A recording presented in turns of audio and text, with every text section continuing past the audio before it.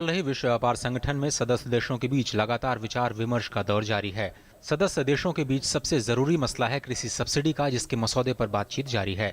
भारत के दबाव के बाद विकासशील देशों में खाद्य सुरक्षा के मद्देनजर बफर स्टॉक की समस्या का स्थायी समाधान ढूंढने पर खासतौर पर चर्चा की जा रही है। I hope all of us are working together. There's a lot of energy spent. We want to be sure that we are working to cooperate with one another and get some outcome which will be worthy. And therefore the effort is on for that. मसौदे में कहा गया है कि इस मुद्दे पर चर्चा अलग से और तेजी से बढ़ाई जाएगी और समय सीमा के भीतर सहमति की कोशिश होगी। निर्यात सब्सिडी के मसौदे में 2020 तक विकसित देशों को एक्सपोर्ट सब्सिडी को पूरी तरह से हटाने की सिफारिश की गई है। भारत ने साफ किया है कि किसानों की सुरक्षा और देश में खाद्य सुरक्षा के मद्देनजर विकासशील देशों में बफर स्टॉक का मुद्दा सबसे ज्यादा अहम है। भारत बैठक में पहले ही साफ कर चुका है कि खाद्य सुरक्षा और किसानों की सुरक्षा के मुद्दे का कोई स्थायी समाधान निकाला जाना जरूरी है।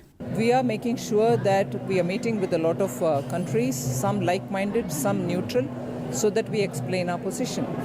And also, as things develop here, we realize that some of the critical issues are getting very complicated. So in order to explain our position and in order to muster support, we do meet up with people.